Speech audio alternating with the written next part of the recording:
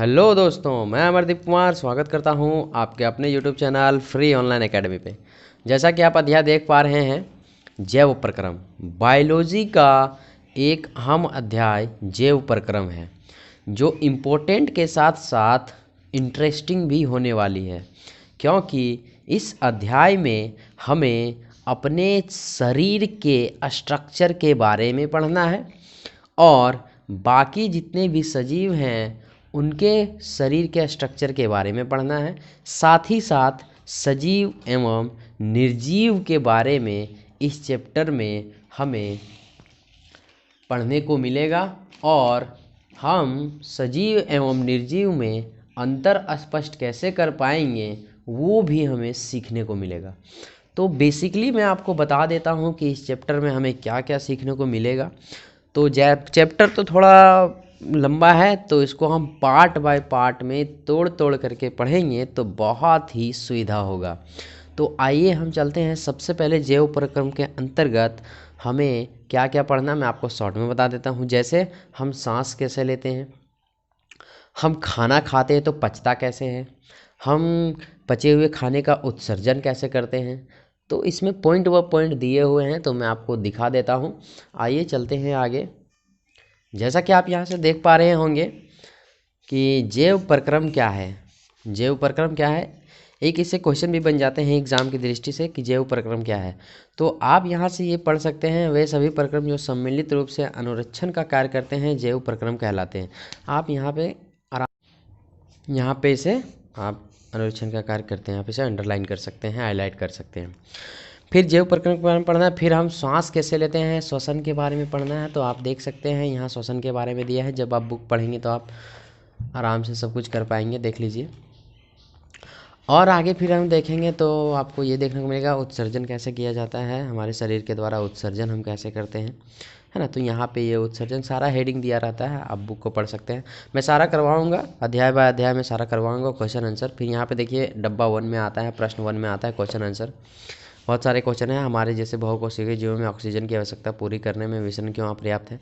तो मैं ये सब आपको नोट्स प्रोवाइड कराऊंगा आगे की वीडियो में अंत तक बने रहिए और समझते रहिए बायोलॉजी को। बहुत ही अच्छा चैप्टर है आपके एग्ज़ाम की दृष्टि से भी और आपके जीवन की दृष्टि से भी। दिल में मोहब्बत है, आँखों में प्यार। दिल में मोहब्बत है, आँखों में प्यार। तुझको ही चाहा है ओ मेरे यार, तुझको ही चाहा है ओ मेरे यार। दिल मेरा धड़का है आज पहली बार, दिल मेरा धड़का है आज पहली बार। तुझको ही चाहा है ओ मेरे यार, तुझको ही चाहा है ओ मेरे यार।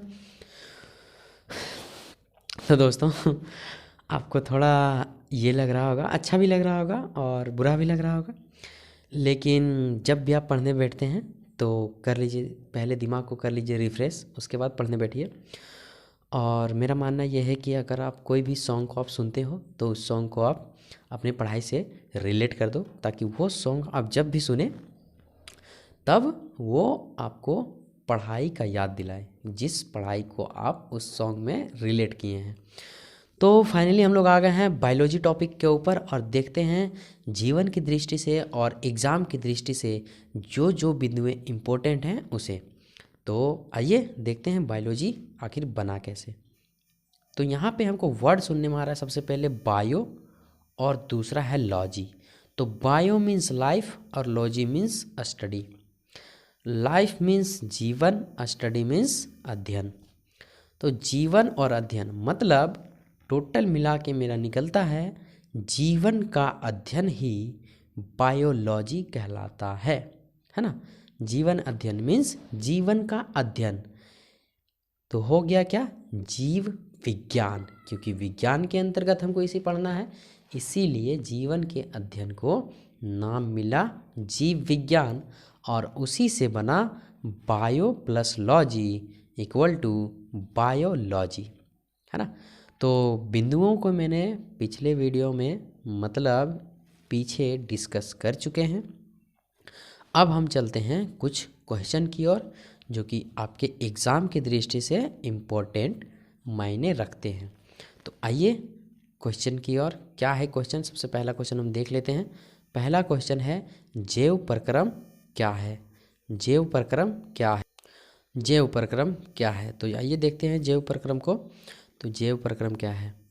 वे सभी प्रक्रम जो सम्मिलित रूप से अनुरक्षण का कार्य करती है जैव प्रक्रम कहलाती है। अब एक वर्ड आया है यहाँ पे, क्या? अनुरक्षण। तो मैं आपको बता देता हूँ अनुरक्षण क्या है। जैसे मान लीजिए आप कोई बाइक लेते हैं, मोटर गाड़ी लेते हैं, मोटरसाइकिल लेते हैं, तो क्या आप उसको लेने के बाद सिर्फ चलाने से मतलब रखते हैं या फिर उसका आप मेंटेनेंस भी करते हैं? तो आप जो टूट फूट का मेंटेनेंस कर रहे हैं वही होता है अनुरक्षण। यहाँ पे मैंने इसका इंग्लिश इसलिए मेंशन किया है ताकि आपको अनुरक्षण का मीनिंग अच्छे से समझ में आ जाए। आशा करते हैं आपको अच्छे से समझ में आया होगा। अब एक आती है आणविक गतियाँ, है ना। आप जब बुक पढ़िएगा तो आपको आणविक गतियाँ देखने को मिलेगी। तो आणविक गतियाँ होती क्या है, पहले सबसे पहले हम उसको डिस्कस कर लेते हैं। आणविक गतियाँ वो गतियाँ होती हैं जो हमें खुली आँखों से दिखाई नहीं देते हैं। इसके अंतर्गत अति सूक्ष्म वायरस की गतियाँ आती हैं। आपको डेफिनेशन तो आसान ही है, लेकिन मैं आपको और आसान करके समझा देता हूँ कि बहुत से ऐसे वायरस हैं जो हमें दिखाई नहीं पड़ते हैं, और वो जब वायरस गति करते हैं तो उसको हम खुली आँखों से नहीं देख सकते हैं, उसको सूक्ष्मदर्शी के सहायता से देख सकते हैं। और जो खुली आँखों से हम नहीं देख सकते हैं उसे आणविक गतियाँ कहते हैं। अब थोड़ा सा यहाँ नोट दिया हुआ है, नोट क्या दिया हुआ उसको हम देख लेते हैं। तो नोट है यहाँ पे, विषाणु कभी भी अपने से गति नहीं करता है। विषाणु कभी भी अपने से गति नहीं करता है, यह किसी दूसरे सजीव प्राणी इत्यादि के शरीर में प्रवेश कर गति करते हैं। अच्छा, मतलब कहने का मतलब ये है, विषाणु नाम का एक वायरस जो होता है, वैसे विषाणु जो है, विषाणु वायरसों का प्रजाति है ना। तो कहने का मतलब है विषाणु के अंतर्गत जितने भी वायरस आते हैं वो खुद से गति नहीं करते हैं, या फिर ये बोलिए कि खुद से गति नहीं कर पाते हैं, वे दूसरे के शरीर में संक्रमित होकर ही गति कर पाते हैं। इसका एक सबसे अच्छा उदाहरण है जो अभी वायरस आपके जीवन के अंतर्गत खलबली मचा के रखा है। जी हाँ, मैं कोरोना वायरस का बात कर रहा हूँ। तो कोरोना वायरस जो है वो विषाणु के अंतर्गत इसको रखा जाएगा। क्यों? क्योंकि ये भी जो वायरस है वो हवाओं के द्वारा गति नहीं कर पा रहे हैं, वो एक दूसरे के शरीर बाय शरीर ये गति कर रहे हैं, फैल रहे हैं। तो आशा करते हैं ये चीज़ आप ध्यान में रखेंगे कि विषाणु कभी अपने से गति नहीं करते हैं, उसको जब तक कोई दूसरा शरीर, कोई सजीव शरीर नहीं मिल जाता है तब तक वो गति नहीं कर पाएंगे। तो चलते हैं अब आगे पॉइंट की ओर और आगे क्वेश्चन की ओर, देखते हैं कुछ नए नए प्रश्न क्या मिलते हैं हमें और क्या नहीं मिलते हैं। तो बड़ा जल्दी हम आ गए हैं बॉक्स 1 का प्रश्न में, बॉक्स नंबर 1 के प्रश्न में आ गए हैं। तो मैं आपको बता देता हूँ कि बॉक्स 1 में जो प्रश्न है उसमें टोटल 4 प्रश्न हैं और एग्ज़ाम की दृष्टि से चारों के चारों इम्पोर्टेंट हैं। तो आइए सबसे पहले देखते हैं प्रश्न नंबर 1 क्या है। मैं कोशिश करूँगा कि प्रश्न के माध्यम से नए नए जो शब्द आएंगे उसे समझाने का। तो आइए चलते हैं, देखते हैं प्रश्न 1 क्या है। प्रश्न 1 है, हमारे जैसे बहुकोशिकीय जीवों में ऑक्सीजन की आवश्यकता पूरी करने में विसरण क्यों अपर्याप्त है? तो सबसे पहले अगर क्वेश्चन देखेंगे तो यहाँ पे बोला है बहुकोशिकीय जीवों। तो बहुकोशिकीय जीवों का मतलब मैं आपको बता देता हूँ, जो जीव अनेक कोशिकाओं से मिलकर बने होते हैं उन्हें हम लोग बहुकोशिकीय जीव कहते हैं। कक्षा 9th क्लास में आपने कोशिका सेल के बारे में बहुत अच्छे तरीके से पढ़ा है। और जो कोशिकाएं, जो जीव एकल कोशिकाओं से मिलकर बने होते हैं, एक कोशिकाओं से मिलकर बने होते हैं, उसे एक कोशिकीय जीव कहते हैं। बहुकोशिकीय जीवों के अंतर्गत हम लोग आ जाते हैं मनुष्य, जानवर, etc, है ना। तो आगे चलते हैं। क्वेश्चन हम लोग समझ चुके हैं। हमारे जैसे बहुकोशिकीय जीवों में ऑक्सीजन की आवश्यकता पूरी करने में विसरण क्यों अपर्याप्त है? तो इसका आंसर देखते हैं। आंसर क्या दिया हुआ है? हमारे जैसे बहुकोशिकीय जीवों में ऑक्सीजन की शरीर के सभी भागों को आवश्यकता होती है। ये बात तो सच है कि जिस शरीर के भाग में ऑक्सीजन नहीं पहुंचेगा वो भाग सुस्त पड़ जाएगा, है ना। तो शरीर के सभी भागों की ऑक्सीजन की आवश्यकता होती है तथा हमारे जैसे सभी जीवों की सभी कोशिकाएं अपने आसपास के पर्यावरण, है ना, अपने आसपास के पर्यावरण के सीधे संपर्क में नहीं रहती हैं। अतः विसरण सभी कोशिकाओं की आवश्यकता की पूर्ति नहीं कर सकता, इसीलिए विसरण अपर्याप्त है। आप इसको अच्छे से नोट कीजिए और एक बार रीडिंग कीजिए, आपको बिल्कुल समझ में आएगा। चलते हैं क्वेश्चन नंबर दूसरा की ओर। क्वेश्चन नंबर दूसरा क्या है देख लेते हैं। क्वेश्चन नंबर दूसरा है,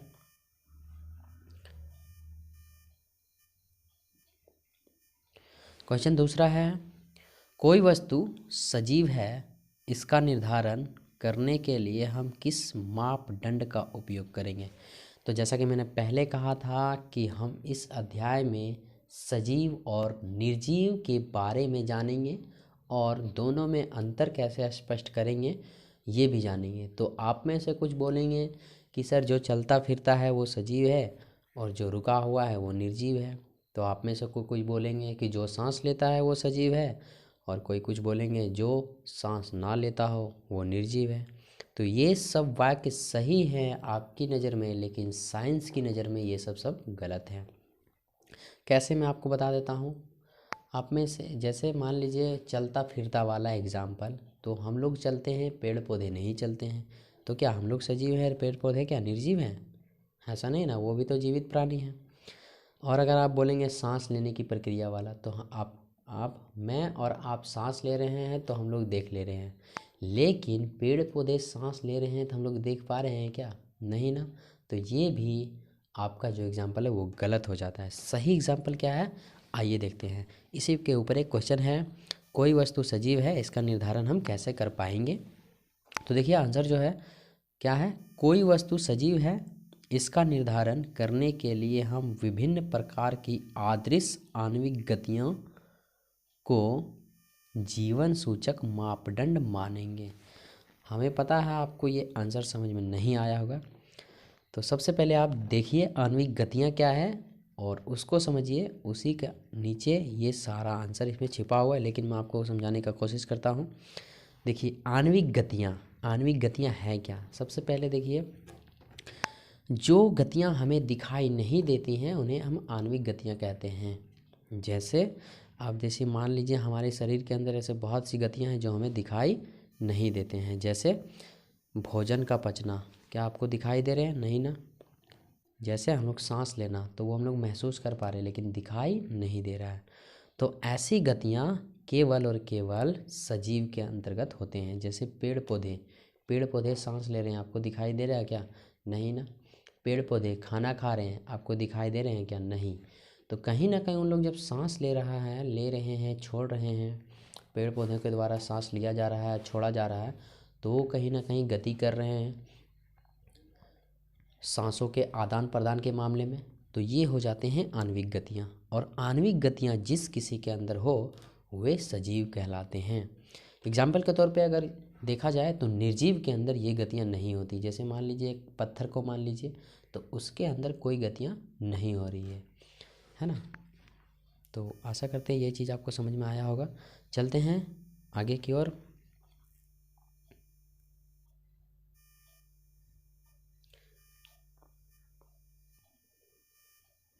तो हम लोग आए हैं क्वेश्चन नंबर तीसरा और देख लेते हैं क्वेश्चन नंबर तीसरा क्या है।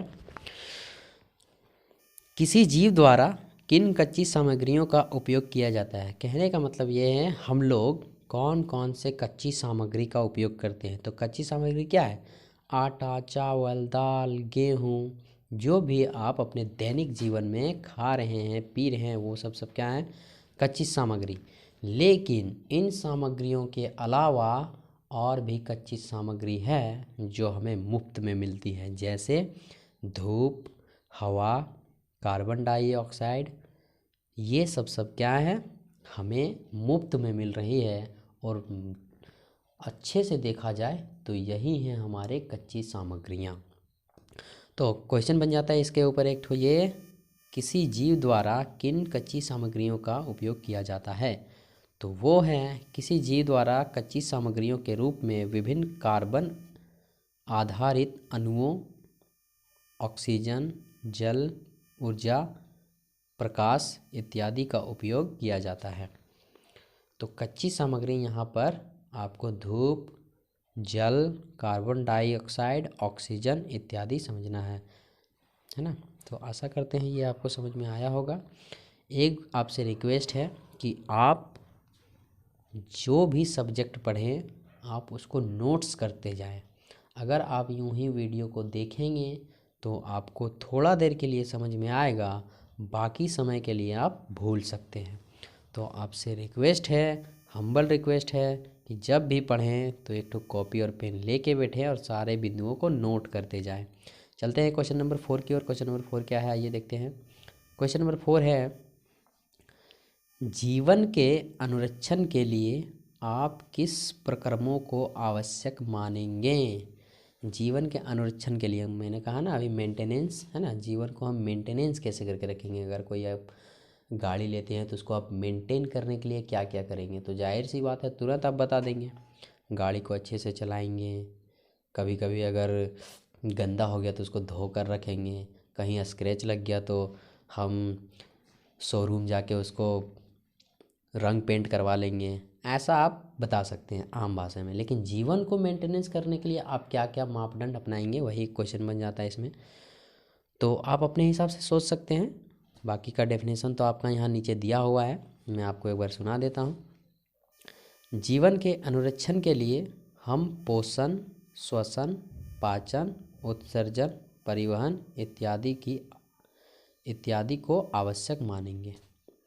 जैसे मान लीजिए जीवन का अनुरक्षण करना है और आपका पाचन तंत्र ही सही ना हो, श्वसन तंत्र ही सही ना हो, उत्सर्जन तंत्र ही सही ना हो, परिवहन तंत्र ही सही ना हो, तो आपका जीवन कैसे चलेगा, है ना। तो जीवन के अनुरक्षण के लिए, जीवन को चलाने के लिए इन सभी तंत्रों का होना आवश्यक हो जाता है हमारे शरीर के लिए। अच्छा, मैं आपको समझा देता हूँ कि श्वसन तंत्र है क्या। श्वसन तंत्र क्या है? जिसके द्वारा हम सांसों का आदान प्रदान करते हैं, यानी कि फेफड़ा हमारे शरीर के लिए एक महत्वपूर्ण अंग है। उसी तरह पाचन तंत्र, जिसमें हमारा भोजन अंतर्ग्रहण होके पाचन होता है। फिर तीसरा है उत्सर्जन तंत्र, जिसके द्वारा हम अपशिष्ट पदार्थों को अपने शरीर से बाहर निकालते हैं। चौथा है परिवहन तंत्र, जिसमें हमारा ब्लड सर्कुलेशन होता है। पूरे जिस्म को पूरे शरीर में ब्लड सर्कुलेशन होता है, जिसको आप आम भाषा में बोलते हैं कि पूरा शरीर में खून दौड़ रहा है। तो ये सब चीज़ों में अगर चारों तंत्रों में कोई एक रुक जाता है तो आपका जीवन का चलना संभव नहीं है। तो आशा करते हैं ये चारों के चारों प्रश्न आपको समझ में आए होंगे। और ये है वीडियो का पार्ट 1। पार्ट 2 का करिए इंतज़ार, उसमें हम लेके चलेंगे। पहले कुछ बिंदुओं को समझाएंगे, पहले बुक हमको पढ़ाना क्या चाहता है वो समझेंगे, उसके बाद डब्बा वाला प्रश्न 2 को लेकर आएंगे सेकेंड पार्ट में। तो मिलते हैं सेकेंड पार्ट में। Bye bye.